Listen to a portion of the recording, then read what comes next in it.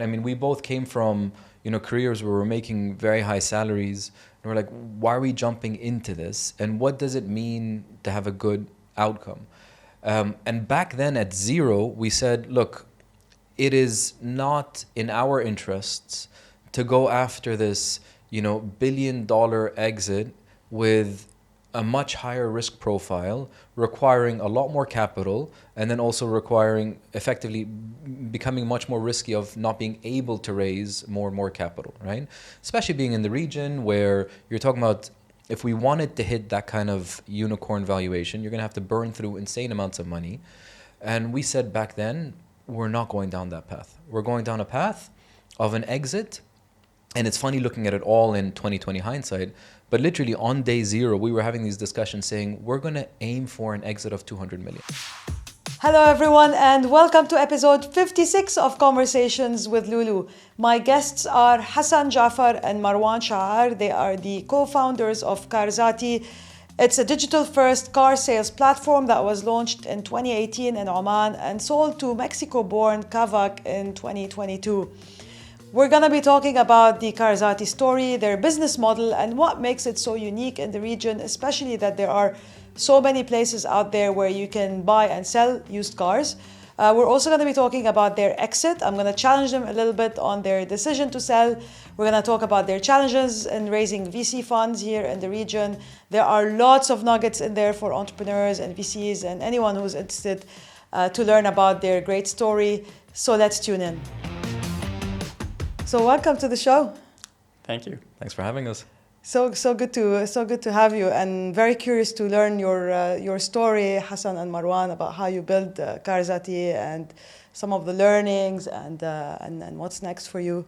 And maybe we can start by telling the audience what problem is Karazati solving, and why again this space, which seems to me a bit crowded, right? You have a lot of car dealerships out there and people buying and selling cars. So tell us more about it. Sure. So I think from a problem perspective, even though you have a lot of classified sites and you have a lot of car dealers that are sort of mom and pop dealers, what you had was a big gap in the market where consumers didn't have a choice of going to a reliable retailer or a reliable party where they could get a quality car at a fair price. With sort of good aftercare, after-sales service, and warranty. Oftentimes, customers would have to go on a classified site, find a there, not sure whether the car is, has a mileage rollback or has been in a major accident, have to take it, get it inspected. There was a lot of friction in buying a used car and a lot of uncertainty. And we didn't think it had to be that complicated, right? It's when you go out and you buy an iPhone or when you go out and buy any product from a retail store, the experience is a lot smoother, and we wanted to bring that into the used car space. So what we did was we wanted to bring in trust, transparency, and fair pricing. And that's what Karazati was all about. Okay, and why Oman? I mean, it just happened to be that you're there, or? Yeah, right. I mean, so Hassan's talking about the sort of what problem we were solving for the customers. But on the other side, it's, what problem were we solving to build a business, right? And you had a lot of used car dealers that were already there. They weren't providing all of the customer value that, Hassan is talking about, but we saw a massive gap just in scaling used car businesses. And that's what led to, sort of this whole path, which is why don't you have large used cars companies that have scaled across the region? Why Oman? Just because we were living there, we were friends. Met 5 years before we kicked off Carzaty, and we were both just living in Oman, so it was just a convenient place to be. That said, but it's a small market, right? Like it would make it challenging market to go and fundraise and do all of these. It's a tiny market. I think so. On the two sides, the negatives is the market is tiny. Overall, but then you add to that the used car market is even smaller when you look at quality cars, because most of the used cars in Oman are salvaged US sort of really low quality cars. But then on the positives, the nice thing about Oman is you have a huge amount of word of mouth, right? So once you do something, it spreads like wildfire without a lot of marketing budget, right? So it gave us opportunity to test a concept with zero competition, nobody looking at Oman and copying us. Whereas if you were in the UAE, within a month, you'd have 100 copycats, right? So that angle actually helped us in Oman. How did you test it, Hassan? How did you decide that this is the business model that we're going to do? Was it your life's passion or? Far from it, right? Far from it. No, so, it started off with sort of a whiteboard and saying, okay, what business models make sense, right? Interesting. And so we had a criteria of, 10 or 12 different metrics or criteria we needed a business to check. And we Can you share something like? I mean, we cared about sort of, things that were attractive about the used car space. It was a large market. It was fragmented. There was bad customer experience that we can fix. A lot of the Porter's 5 Forces type framework were attractive when it came to the used car space. So what that meant was the business would have very healthy and very attractive unit economics. And that was extremely important for us, right? From the very beginning, as we were looking at different business models, we narrowed it down to 2 or 3 models, and we tested them in MVP format. But then very quickly, this is the business model that sort of stood out as both having attractive unit economics and something that could become large. Going back to how we tested it, literally, I think, created a WordPress website over 2 or 3 days, found some cars online, posted them, spent $50 on Google Ads, and we got our first sort of customer come in, walked in and said, I love this concept. Can I share this via WhatsApp to my sort of friends and family? We're like, sure, why not? We welcome sort of word of mouth marketing. And as soon as he sent that message, the next thing we know is we had 300 customers standing outside. We had a little office, me working part-time. We had another guy working part-time. This is sort of still in the MVP testing phase, and me and Marwan were brainstorming, and we have 300 customers standing, and the phone is ringing nonstop, and I'm like, holy shit, what do we do? Yeah. So everyone's coming in, okay, I want to buy this car, that car, which is online. We didn't actually have the product. We're like, great, just give us your information and we'll get back to you. Give us your information, we'll get back to you. And we did that for almost a week where people were coming nonstop. And that's when we knew that this sort of had legs, this had real traction. Okay. And so, that was sort of the start of, the MVP that made sense, that we wanted to sort of push further then. Okay. To quote the Mandalorians, this is the way. So MVP, huh? So it doesn't, you don't, basically what you're saying is it doesn't need to be a huge investment. You don't really need a lot of money to get started. A simple WordPress, So this was good well product. before funding, right? I mean, when we went out to raise capital, we were already selling $5 million a year, $5-6 million a year in Worth revenue. of cars. Yeah. But actual revenue. So it wasn't GMV. We were buying and selling the cars, and this was all off of just hacking stuff together, right? We knew that the model initially, because the model changed over time. Initially, it was on a consignment basis, so we would effectively, pre-sell the car without owning it, right? And so all these 300 customers that Hassan's talking about were looking at cars we didn't even own, right? But we would go and buy the car and then bring them across the border and so on. We knew that model wasn't scalable, but it was a great way to get some traction, get some revenue, prove that we can start building a business before going out and raising funding. And that was huge because, being able to raise your initial seed round at a decent valuation, this was back in 2018, helped a lot, right? So that was just a stepping stone to eventually get to a full used car retail model. Yeah, and you still though, I mean, I read some of the articles you guys put out there, and from my understanding is that it was a real struggle to actually raise money from local VCs. And if I look at your initial investors, you had a fund which Hassan used to work with, so there's a connection there, and there's some family offices. So why wasn't it attractive? So it's a good point. You want to talk about? Yeah, so I think in large part, the business model we had was, we were very focused on having healthy unit economics.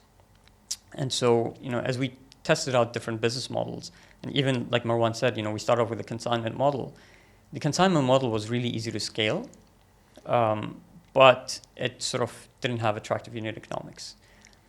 As we sort of delved deeper, the owning the car and so refurbishing it and having the whole operations was vital to having a good customer experience and good unit economics. But what that meant was we couldn't have hyperbolic growth, right? We couldn't have the hockey stick growth that a lot of VCs were looking for. So just one thing, just to clarify for the audience, when you're talking about good unit economics, it means it needs to have healthy revenue growth, it needs to be profitable, right? You're not spending more money on acquiring a customer than you're actually making. Yeah, so when we were looking at unit economics, we were saying, okay, the price we sell the car for, less all the costs associated with getting that car ready, less all the marketing costs, less all the sales costs, right?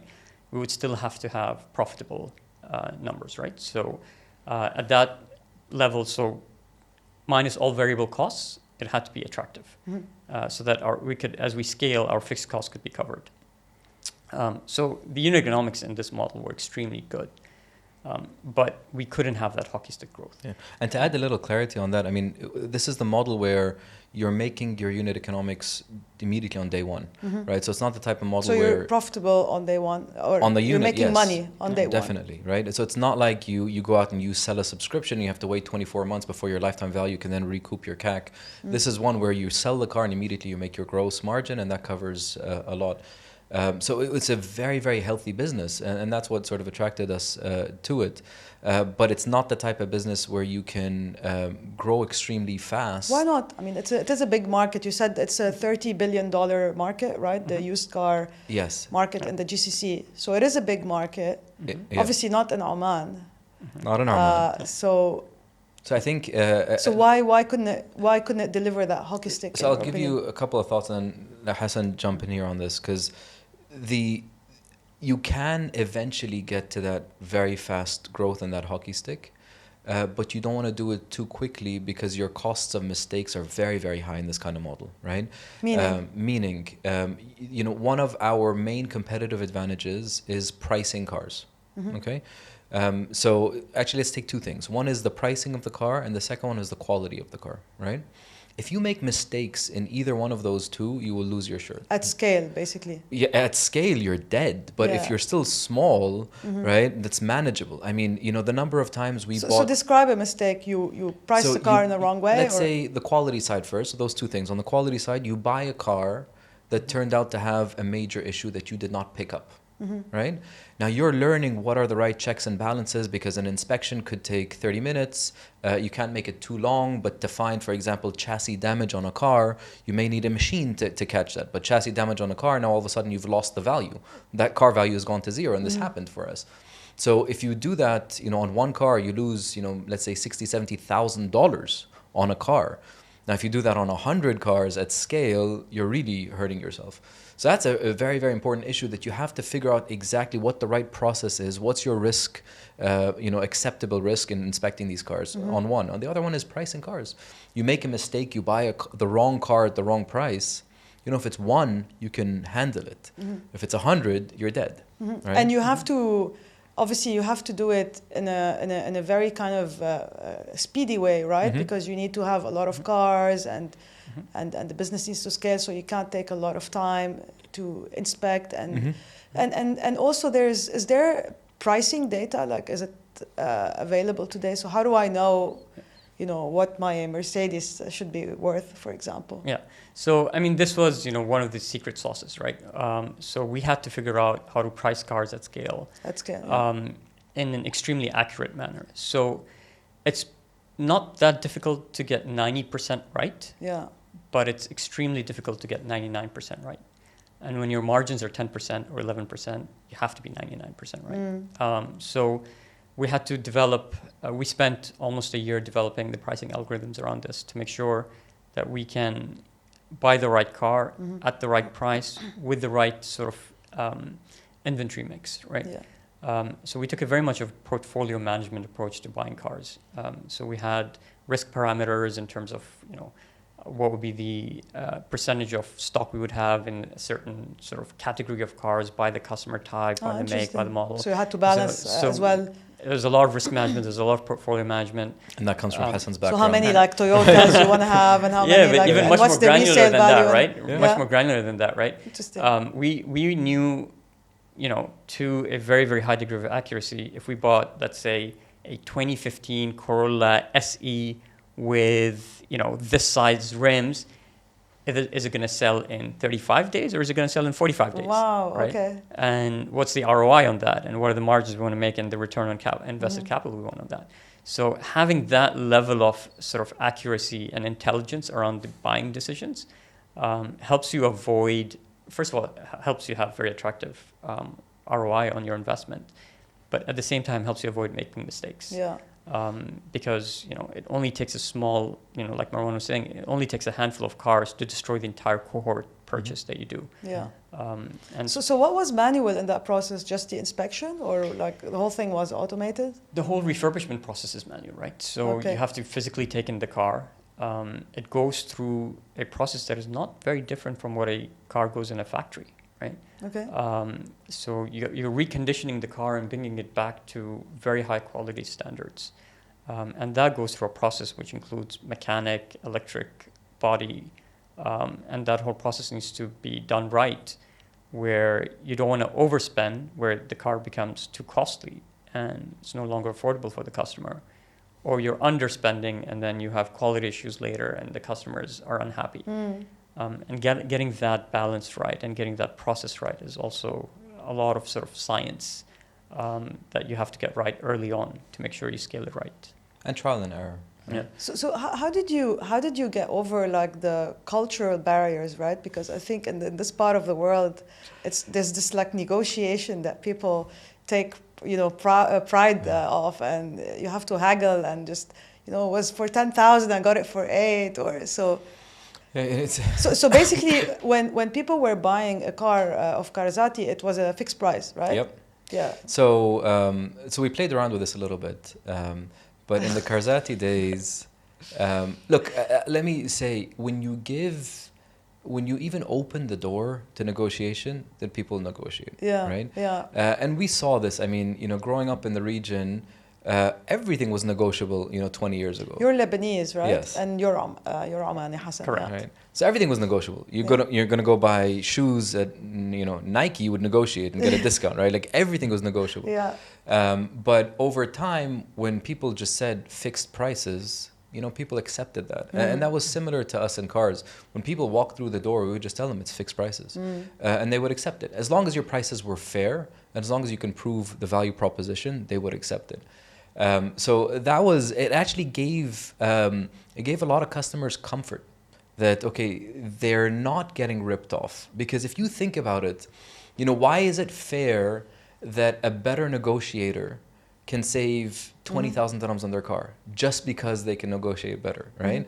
So this leveled the playing field. Now everyone is going to get the exact same price. So it gave people more comfort. They were more willing to pull the trigger because they knew. That was gutsy.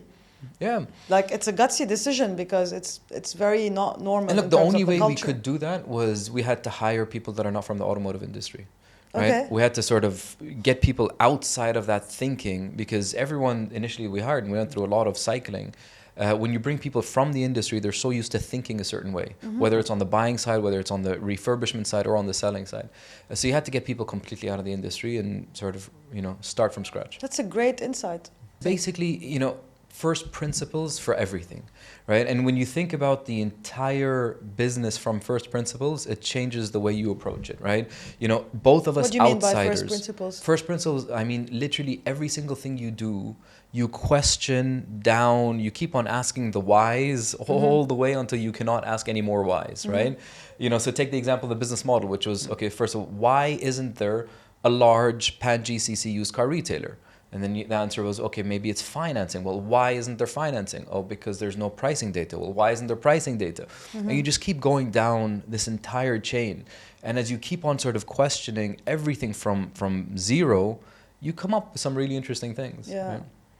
So let's go back to the original question. So with all of that, why weren't you an attractive? So I think we kind of went on a small tangent because you said, we weren't growing fast enough for us to be exciting for a VC, right? So why? And I asked you, why weren't you growing fast enough? And we talked a little about these like processes, but still the question Why weren't you an attractive proposition for VCs? Yeah, I mean, at the time, VCs were looking for this hockey stick growth, right? And What does it mean, hockey stick growth? I mean, you were growing as a company. yeah, I mean, we were growing at a very healthy pace, right? So we were probably doubling revenues every year, but we weren't growing 10x revenues. So they wanted like what, a 30% month on month, or yeah, what, 20 or what is a hockey 30% stick? month on month, right? Would be sort of what a lot of SaaS companies could do. Yeah. But operational heavy business where, you know, you have each car, you need to have lift, you need to have sort of staff, you need to go through that factory type operation. It's extremely difficult to scale it at that pace. And it's very sort of, you know, it moves in step changes rather than sort of a linear fashion. Let me rephrase it.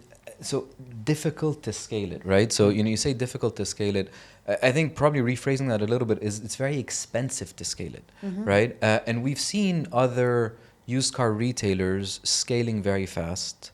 And the cost of that is extremely expensive, right?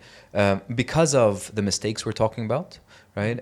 So you can, you know, we could have chosen to say, look, we're just going to make bigger mistakes, right? And let's just go faster and make bigger mistakes. And break things, basically. Yeah, but grow fast and break the things. cost of breaking quote those Mark things is a ton of money, right? Yeah. So you had to make the choice, which was either we're going down this path, which is going to be incredibly expensive, which other used car startups have done.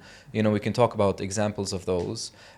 Or you go down the path which is sort of thoughtful growth, where it's in control, where the mistakes we're making are limited. And then when we get a better grasp over the levers, then we step on the gas. I think it's worth also touching up on the fact that, you know, when we started this, and going, you know, really down to like the very personal, was we started and said, okay, what is the final goalpost? What does that goalpost look like? Right? Like, where do we want to get to? Right? I mean, we both came from, you know, careers where we're making very high salaries. And we're like, why are we jumping into this? And what does it mean to have a good outcome? And back then at zero, we said, look, it is not in our interests to go after this, you know, billion-dollar exit with a much higher risk profile, requiring a lot more capital, and then also requiring effectively becoming much more risky of not being able to raise more and more capital, right? Especially being in the region where you're talking about, if we wanted to hit that kind of unicorn valuation, you're going to have to burn through insane amounts of money. And we said back then, we're not going down that path. We're going down a path of an exit. And it's funny looking at it all in 2020 hindsight, but literally on day zero, we were having these discussions saying, we're going to aim for an exit of 200 million, right? Like that was the ballpark. We said, okay, if we work backwards, that would be a good outcome financially for both of us. You know, it'll take about 5 to 6 years. Like we put all these assumptions down, and we said, that is what we're going for. When you put all of that in a line and you work backwards, it's not attractive to VCs, right? And you go down a certain path. Yeah, because VCs obviously they have the power law, right? So where a huge majority of their portfolio probably either fail or just return the capital, and they need those home runs, you know, those 10% of their portfolio that will deliver whatever 10, 20x, 30x return.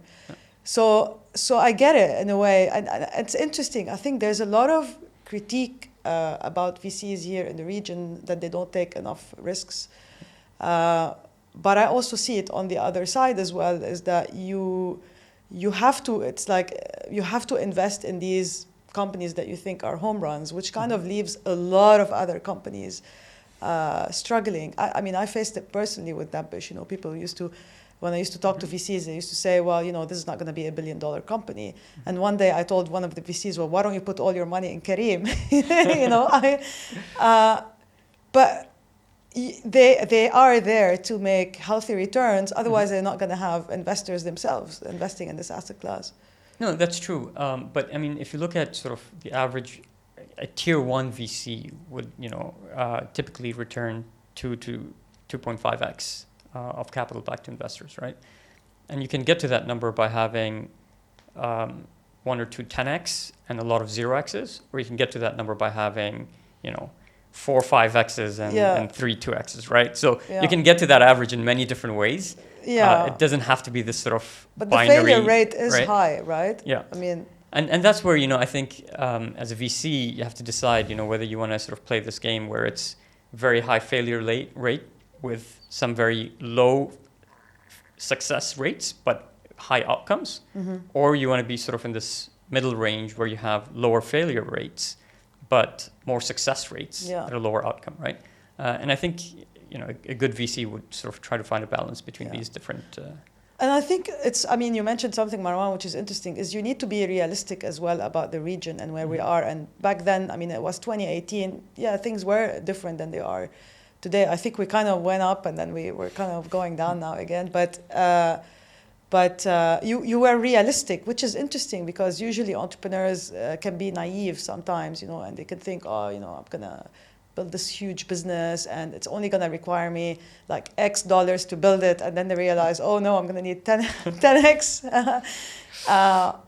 And I think maybe VCs, if you want to make that examples, maybe they should be also more, they should understand where they're playing as well a little bit more and not expect that they're going to have 10 unicorns in their vintage. Does it make sense? No, it absolutely makes sense, right? I think the average VC exit is $130 million or something along those lines, right? That's global. So you take that to the region, the average exit number would be a lot lower. And so I think that's important to sort of keep that in mind. Because as soon as you start aiming for that $1 billion exit, it's great, but it does come at a lot of cost and risk. And we've seen that, in this specific very business model in this very industry, right? You've had players who went down that path and were hugely rewarded for it when money was cheap. But as soon as sort of the spigots of Fed were closed, those companies crashed and burned, right? Whereas others didn't. And so I think you very quickly saw the cost and risks associated with that approach for the same identical business model, right? The business model didn't change. But there were those that did really well and others that crashed and burned. So if you take that and you tie it to two specific examples in the US, right? So in the US, you had a company called Carvana, which was playing this very much sort of online angle heavily. And then you had CarMax, which was, a very reputable, very well-built used car dealership that added the online element to it, right? CarMax, profitable business, for all of its life has been, very healthy, very profitable business. It added on the online angle and continued to be an extremely profitable, valuable business. Carvana, on the other hand, rode this wave of free capital and rode this wave of growth at any cost, that they ended up building within the business a lot of fat, a lot of structure that is there for growth. But when you then shift and focus on profitability, it's very difficult to undo that, right? And you saw the valuations. Carvana went up at peak at 60 billion. Now it's probably in the range of like 3. Right? Whereas CarMax didn't drop so much. It's dropping because of uncertainty around the used car market, but not around the business model itself, right? And you have similar examples around the world where these sort of used car startups that focused entirely on, we are the online new age and we are growth at any cost, built in really, really poor, oversized structures. And now they're having to unwind these, and unwinding it is very, very difficult. But would you say that in the tech startup ecosystem, is it like a winner takes all type market, right? The whole argument behind this blitz scaling, where's the book? Somewhere here, right? Is that you need to grow and win the market and plant flags across different countries, et cetera, et cetera. So again, there's a balance, right? And it's a decision that you guys made. No, and I think it's also important to understand what business model you're in and sort of what industry you're in. Certain business models and certain industries are ripe for winner-take-all type models, right? Where you do have to be the winner-take-all, right? I think Uber Careem is a good example of that. But if you look at sort of the used car market, the scale and the size of that market and the level of fragmentation that you have, it's virtually impossible for one player or two players to own the market. So it is a market where you will have 5 to 10 players sort of participating at scale. And so I think that market was never a winner-take-all market. So there should never have been this sort of rush to try to grow. And the only thing that was driving that was sort of this push from the market and investors and sort of the environment that, let's just see top line grow at any cost, right? Taking another example, Kazoo, when they raised their capital, they had negative gross margins, right? They were buying cars for more than they were selling them for. And we spent a year trying to figure out how to get 12% gross margins. And, we knew that, if you're scaling up with negative gross margins, that's going to come back and bite in a big way. Because we went from, $7 billion down to 60 million, right? And I mean, that is the cost of that model, right? And I think maybe, hindsight is 2020, but I think at that time, 2 years ago, that argument was very difficult with investors, right? A lot of investors just, as we were making that argument, a lot of investors weren't biting on that argument. But I think... But actually interesting, now that you say that, I mean, there were, by the time you were fundraising, there were other players, established players, because usually this is the kind of the check mark as well that VCs here look for, right? I mean, there is a comparable business in a different market that's, valued in the billions of dollars, so therefore... Interesting. But they were growing very fast, right? So when Hassan initially looked at these business models, Carvana was worth what, 13? It was less. It was around 3 actually. 3 billion. So it was still, yeah. I mean, when we started, it was still sort of nascent. There weren't Carvana wasn't 60 billion. I think by the time Carvana reached 60 billion, that's when we exited, roughly. So we exited exactly at the peak. Okay. So I think, and so as we exited, we saw VC interest in the region go up in the sector. You exited in 2022? We exited in 2020. The deal was negotiated in 2021. Okay. It was closed in 2022 with sort of 2021 valuations. But I mean, what ended up happening was in 2022, we saw a lot of VCs start putting money into the sector in the region. And that was sort of, the peak of when things were at the height. Okay. And what ended up happening was a lot of the VCs, when we exited, what happened was we established sort of this precedent in the sector that there is interest from global players. And so there was a lot of excitement that came up, right? And a lot of funding started going into the sector after we exited. But, I think that was sort of timing-wise not necessarily the best time. So let's talk about the exit. I mean, you sold Karazati to a Mexican player, which is, not very typical, right? It's a company based out of Mexico. And what are they doing here anyway? And how did you kind of pique their interest? I mean, I would imagine they would have other markets that they'd be interested in, or is it like the Dubai brand that play... So I think it would be great if you can share the story of how the exit came about. I'll touch upon sort of why Dubai was sort of interesting to them. Look, when Kavak acquired us, Kavak was sort of grew very, very quickly from one city, one country, to over 10 countries in the course of a year and a half, right? And so Kavak had a global ambition. They wanted to be, or Kavak, and they practically are sort of, from a footprint perspective, if not the largest, and definitely one of the largest players globally. So definitely Kavak started off in Mexico and then grew through LATAM, and then raised a large round to grow globally, and MIA market was sort of attractive for them, in large part because the unit economics in this market were very attractive.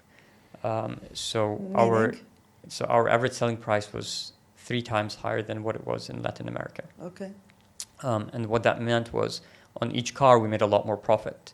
And so that was extremely attractive. And so as you scale up, you can cover your fixed costs much quicker and you can have very profitable business. So I think that was one of the biggest attractions for Kavak coming into the region. Now, the story around how we met, because I think you can definitely share that. So. I'll just add though, I think just add one thing to what you said. The Dubai angle is definitely really interesting, and this is the first time that I saw it firsthand, where now you had a company which is focused on emerging markets, But Dubai has this glitz and glamour effect where it's like, oh, now they're in Dubai, right? So, they're not going to go to the US, it's a different market, UK, etc. But Dubai had that appeal, right? So they wanted to be here also from just overall a story perspective, that this is not just, another emerging market. This is, and it's so much further away, much more stable than all the LATAM countries they were in, which have, a lot of issues around sort of inflation and so on, and low average selling price, like Hassan mentioned. But this is a much more stable, much more glamorous city and region to be in. But to the way it happened, right? I mean, this is the kind of story where it's like, you never turn down any sort of introduction or message or connection, right? So back in, when I was in Oman at my last company, Glasspoint, I got a LinkedIn request from somebody I've never met in my life looking for a job in the solar industry, which is where I was. And, I tell him, sorry, we don't have a role for you, but I accept the connection on LinkedIn. And then you fast forward like a year later and he sees that I left Glasspoint on LinkedIn and I joined Carzaty. So he drops me another message saying, oh, nice to see that you moved on. My brother's in the automotive sector. If you guys ever want to connect, I'm like, thank you very much. I was still in Oman, never followed up on it. And he's where? He's in Mexico? So no, this guy was at the time, I believe he was already in Dubai. Okay. Or he was somewhere else before that. So then, fast forward another year. So this is like 2 years after I get that first LinkedIn connection. And I moved to Dubai to set up our Dubai office of Karazati. And he sees on LinkedIn that I moved to Dubai. He's like, hey, you're in Dubai, let's grab a coffee. I'm like, why not? So I grab a coffee with him. And he's like, oh, this classmate of mine at his MBA program started a similar company to Karazati. He's like, do you want to connect with this guy? And at the time, this was late 2020. Kavak was not even $1 billion company, right? So they hadn't yet got the SoftBank investment yet. So they haven't, sort of hit that unicorn valuation. So they were, quote unquote, a no name. But he's like, you want to meet the founder? He was my classmate. I'm like, yeah, why not? Right? So it was all of these like, why not? Let's just pursue random sort of connections. And I jump on a Zoom call with the founder of Kavak, Carlos. And it was a very casual conversation coming out of COVID. We had just secured additional sort of emergency capital, and things were doing okay for us because the used car market was picking up. I was like, let me just learn whatever I can from him. There was no agenda, nothing for the call. And it was more like, okay, what did you guys do? How did you raise funding? What are the lessons learned? And those kind of conversations. And at the time, again, they were in one city, tiny company selling probably like a few hundred cars a month or something. And that was it. And we end the call, never speak again for some time. And then you fast forward 5 months or so, we had started picking up a lot. The market started to get very, very hot. Money, as you know, became free. And we were going to raise another round of funding. And we get a message from Carlos saying, we need to talk. And we jump on another Zoom call. And this time it was him and his CFO. And me and Hassan, and it just went straight into, we want to enter the region and we're looking at buying a company, right? So all of these random, kind of sort of links ended us up with this discussion with Kavak and eventually the acquisition. And it was funny because when we finally made it over to Mexico, because keep in mind, the entire acquisition happened virtually. Right? We never met anyone from the Kavak team in person. It was still in the midst of all the COVID lockdowns. It was a DocuSign on a Zoom call. That was the acquisition. But then when we finally made it in Mexico, I asked someone on their international team that was looking at the research. Right? They're like, we were looking at all the companies in the region. And we found a bunch of them. And this is what Kavak was looking to acquire. All the names you can imagine. All the car company names. And Carzaty wasn't even on the list. So they presented this list to Carlos, the CEO. And he looks at it, he's like, but where's Carzaty? I spoke to the founder, a few months ago, go add him to the list. So they added us to the list. And here we are, right? So all this to say, you never know where the opportunity is going to come from. Okay. You just have to be ready when it does, and then just jump on it and never kind of turn down, introductions or connections because you don't know where they lead. Yeah. No, So- and I'll add to that, and Kavak went from sort of being below $1 billion to $1 billion, then $4.5 billion when we started the discussions, and then $8.7 billion valuation, while we're still negotiating the deal, which made it hard for us to sort of negotiate the deal. But at the same time, there were other players in other markets that were looking to enter the region, and so what ended up happening was we had this sudden influx of sort of global players that were calling, and it was there were two other contenders that were interested in the acquisition. So that helped us a lot because we were able to then play the dynamics of sort of multiple acquirers and negotiate sort of the best deal we can by sort of having multiple offers. But it was very much a position where a lot of money came into the sector. Players wanted to sort of put their flags everywhere, and this was sort of an opportunity, and we were there. Okay, but I mean, here's the critique to entrepreneurs, right? Mm-hmm. Why wouldn't you carry on? Like, why wouldn't you build a $200 million company, which was your goal, right? Mm-hmm. With 200 employees, 500 employees across the region. Why sell? So ultimately, when we did the math in terms of what the returns would be for our investors and for us, with raising another round and the dilution that would come with it, the exit we got was no different than the exit we were looking for. Yeah. So from an purely economic perspective, we hit sort of what we were looking to hit. From a sort of why sell at that point and why not build it to not even 200 million, why not even $1 billion, right? Or why not even compete, right? I think there were a couple of different factors here. One part of it was definitely we had a view that valuations were frothy, right? And there was a lot of capital going into the sector at the time, and we didn't think that what was happening in the tech sector was sustainable, right? We were both old enough to have lived through the 2008 financial crisis, to remember the 1999 tech bust. So we knew that, just from a fundamental perspective, what was going on did not make sense. So again, this could have lasted another 5 years, another 7 years. We didn't know. But what we knew was what we had on hand was attractive for our investors. It was attractive for the founders. And we knew that the market wouldn't stay the way it is always. So we weren't trying to be greedy, right? So I was going to say, if we have to distill what you said into a learning that the audience can benefit from, is it like just know when to take your cards off the table? I mean, there are a few things, right? And keep in mind, this wasn't a very clear-cut decision. I mean, during these negotiations, we had very long debates, Hassan and myself, back and forth. Because at the time we had secured the term sheet for, it was roughly $15 million to keep on going, right? Which was a very large amount. You're talking about in 2021. So it was a good number for us to keep on going. But then you had to play everything out, right? I mean, this was a strategic acquisition, right? So strategic acquisitions, you're going to get a premium for it. It was a time, like Hassan said, where we didn't even believe the valuations, right? So they were clearly overvalued, right? So we were getting that bump up. We were getting the bump up in valuations. And then you had to play out, well, if we continued on our own, and now you have multiple very well-funded competitors entering the region. We did not have a lot of success with fundraising so far. You could have argued maybe, fundraising from VCs with a lot of dry powder. You could have argued maybe that since we received the 15 million, okay, maybe you can sort of keep on growing.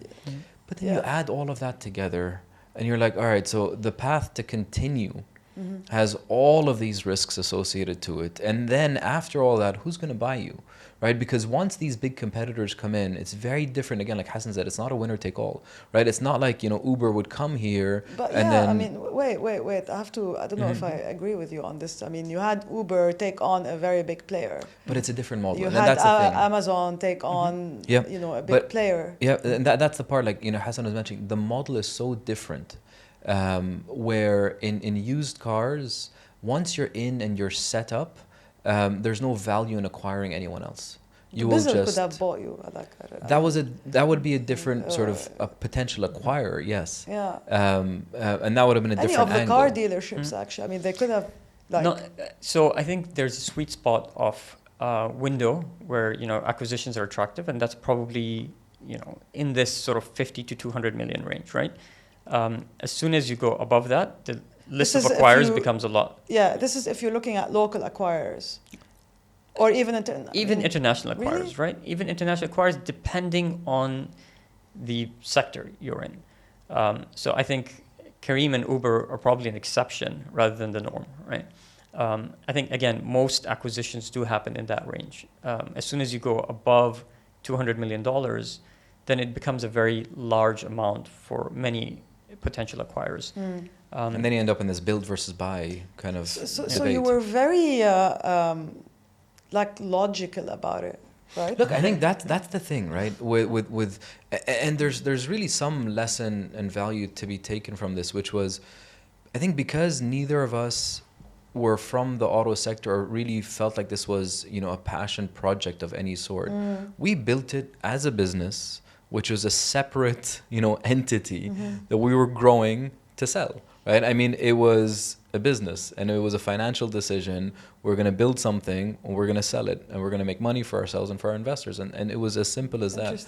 And it wasn't this kind of like, you know, sort of the I live and die to build this business. It's very interesting you say that, actually, because most entrepreneurs, and I had someone a couple of shows ago, I mean, he was saying he built a business in the US.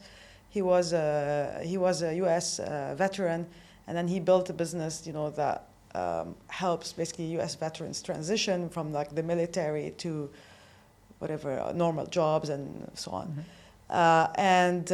And he just said, you know, when he would be talking to investors, they could feel like that he personally went through the experience, that it was so important that you know, they were solving a problem that they suffered with. And actually, I mean, I've been in the whole entrepreneurship space for over a decade now, and this is typically what you would hear. It's usually a very personal problem, like, you know, my mom's sick and I did this health tech thing, or and I like you is, and you know, you come here and you say, look, we looked at different businesses, what makes the most money, what makes sense for the region, and we just built it and we sold it. Yeah, but keep in mind, I like it. But there is very transactional. Look, it was transactional, but when we were in it, look, we none of us cared so much about the cars, but oh, poor cars.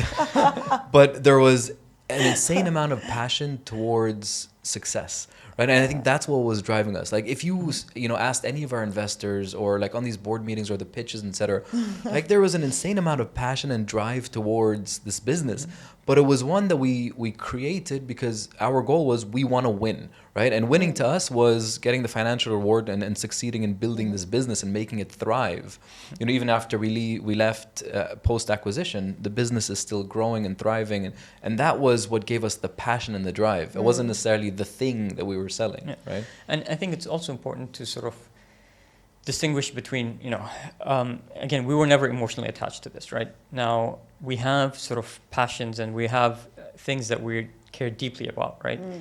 And, you know, whether it's in education, whether it's in healthcare, whether it's in other sectors, that we both care a lot about.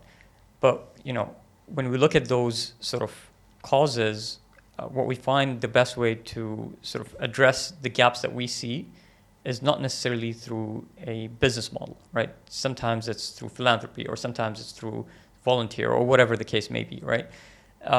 And it's important to sort of distinguish between what is a viable cause that needs to be done, but also, is that a viable business model? And I think when money was cheap, that question was hardly asked, right? If something was solving a customer problem, or a problem that existed, then a lot of money was thrown at it, regardless of whether that problem was monetizable or not. And oftentimes, those two things are not necessarily, you know, it's rare that you would find both of those things work together. You know, maybe that was, just thinking about the VC question, maybe that was like, came across to VC. So I'll give you an example of why I'm saying that. So we recently I invested in a company.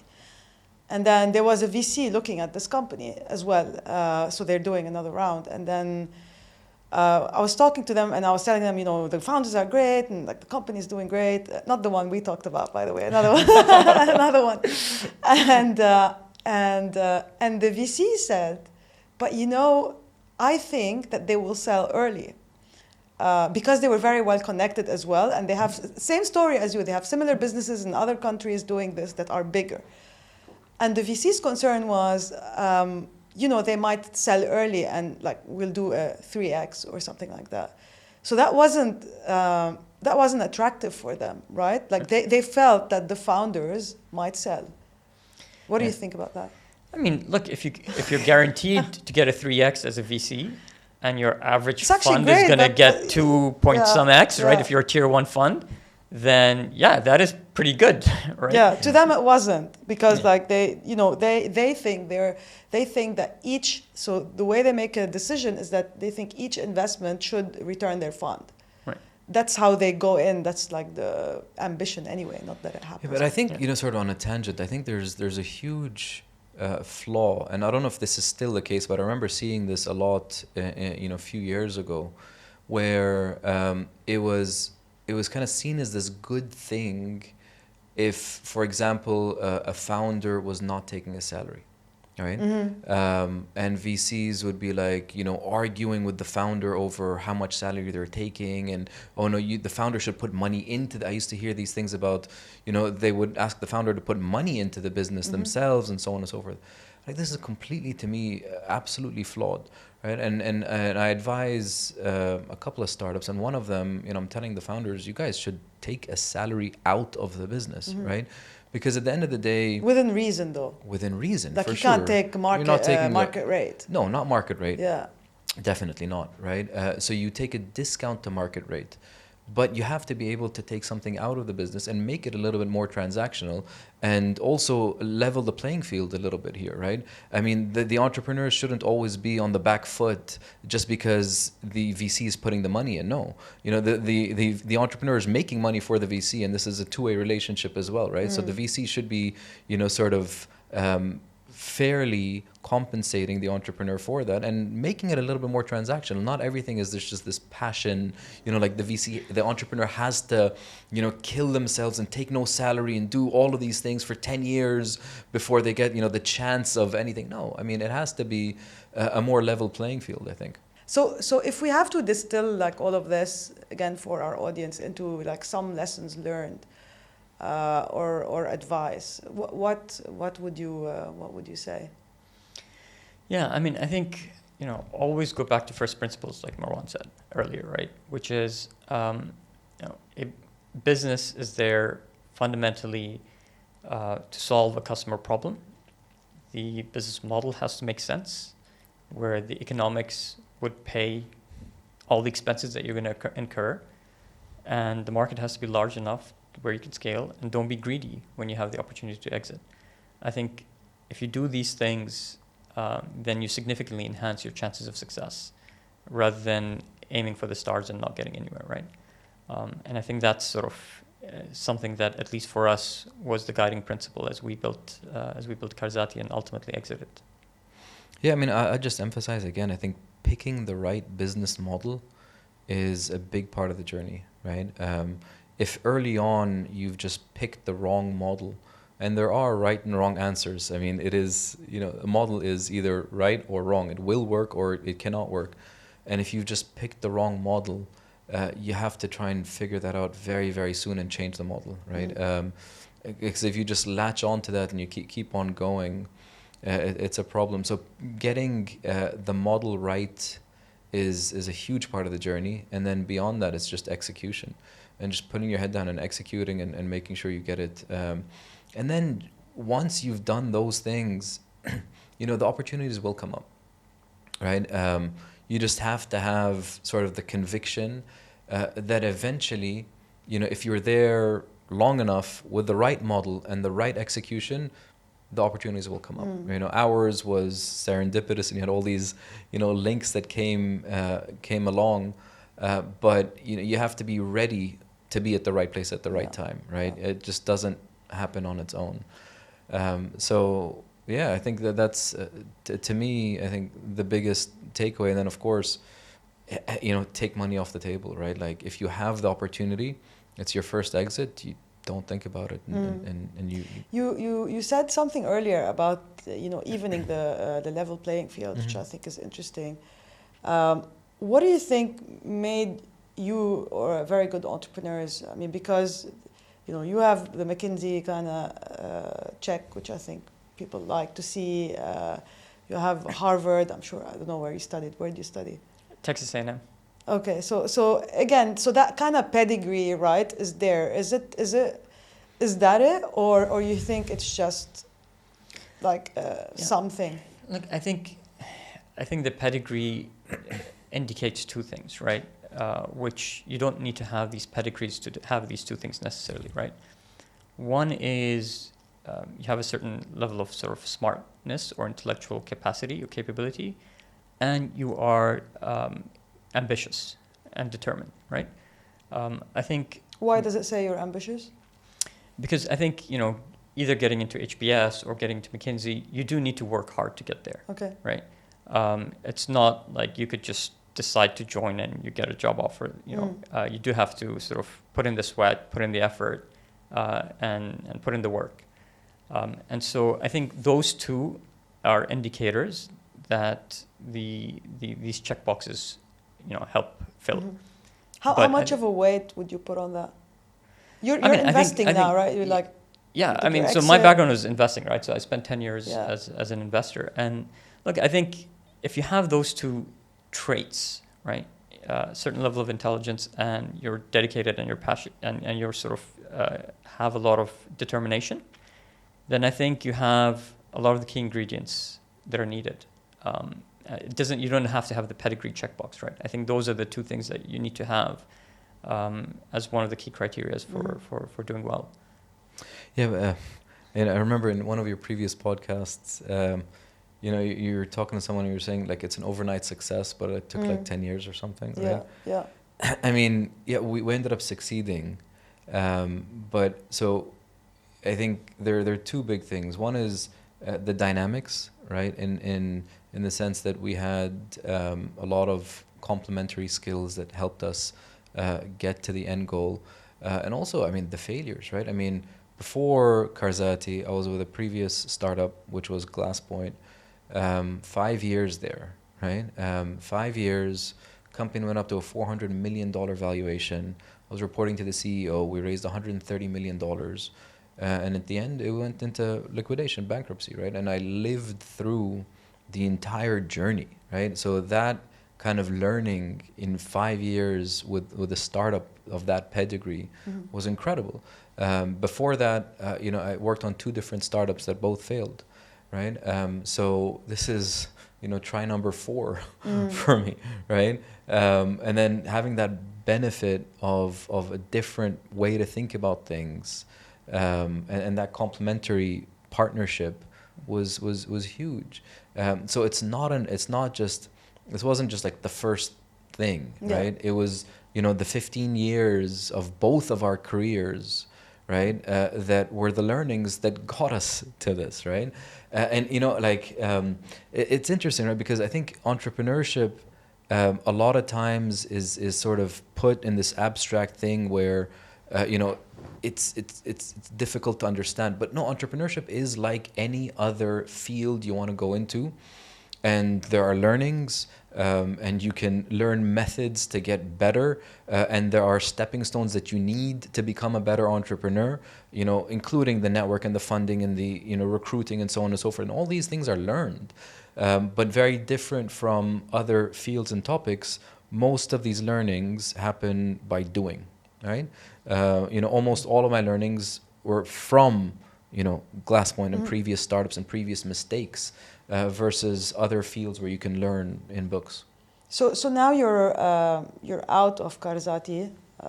It's been a year since the acquisition. A little over a year. Okay. Yeah. So you've got cash. You have great experience and exit. What's next? You want to go first? Yeah, I mean, look, it's been a couple of months since we've been out the door post, Kavak acquisition and growth. I mean, one thing which was really interesting was post-acquisition, we went through also the scale-up phase, which was also very different and gave us another like flavor for all this. Now, leaving that, it's like, all right, now we have the benefit and the comfort of we don't need to jump directly into it for financials, right? So it's not transactional anymore. So it's... But that's the challenge, right? So it's like you go down this path, you're like, all right, it's not transactional anymore. So what's your passion, Marwan? What's your passion? Tell me. Hey, and this is what we've been debating for the last couple of months. And then you go to these passion projects, you're like, you know what? None of these passion projects really make money. So maybe the next going back step... to Hassan's point. Exactly. So maybe the next best step is go back and make money no matter what it is, and then just fund your passion projects on the side. So I don't know. I think, you know, you're touching up on a question in probably the worst time, because I have no clue. What I know is the next 2 months I'm going to be traveling, and then we'll figure it out post-summer. Okay. Yeah. Okay. Hassan? Yeah, I mean, it's, again, you know, it is a question that, you know, we're asking ourselves every day, you know, what's next? Definitely some element of combining impact, passion with sort of, because ultimately, you know, today the position we're in allows us or gives us the flexibility to focus a little bit more on those things than we would have before. So I think those things do need to be checking the box. But what that is still sort of unknown at this point. Well, let me throw in a suggestion. I think, you know, a lot of what we're missing in this market, which is a huge market, is experienced entrepreneurs. You know, I think there's a lot of cash in this market, and there isn't enough deal flow or quality deal flow, let's put it this way. So I definitely think, you know, people can benefit from your experience, you know, to kind of make these hard decisions that sometimes you get too emotional or too attached to something where you maybe make the emotional decisions but not necessarily the smart decision. So I think there's definitely a need there. Yeah, I think what is probably certain is we'll both be in the ecosystem. We'll both continue. We'll both be, you know, probably, you know, partnering again, you know, on another startup. But, you know, like we're saying, you know, you've gotten to this point now because entrepreneurship effectively like is its own field and expertise. Once you've gone through the whole journey, you're like, actually, I can do this again. I've learned so much. I'm not gonna say now that I've done it once, I'm gonna hit a unicorn. No, but maybe step and repeat the same thing. But you have that knowledge. You know the playbook. It's easier to recruit. It's easier to raise funding. It's easier to spot mistakes. So it might be, you know, a lot more fun the next time around, right? Post success, post exit. Okay, well, I'll be watching this space. Definitely. Would love to see what you guys come up with next. Yeah. Thank you so much. I really enjoyed this. Thanks for having us, Loulou. Thanks, guys. Thanks. Thank you so much for tuning into this episode of Conversations with Loulou with Hassan, Jaffar, and Marwan Chaar, the co-founders of Karazati. Don't forget to visit conversationswithloulou.com to check out all the other episodes. You can also subscribe wherever you watch or you listen to your podcast to get notified when the latest episode drops. Please do leave us a rating and a review. It really helps in getting the show discovered. Don't forget to share it with friends, family, relatives, and whoever can benefit from this content. That would be really appreciated. I'm going to be taking a break over the summer. I'm going to be spending quality time with my family and also thinking about, you know, the next step for the podcast, who to invite for the second half of the year, how do we make it even better and more exciting. I will definitely be taking on board all of the feedbacks that you have provided through the podcast listener survey. I'm going to take the opportunity to thank everyone who's taken the time to fill up the survey. I know that time is very valuable, so I really do appreciate that. I want to wish you a great summer with your family and your loved ones, and I will see you again in September with brand new episodes. See you soon.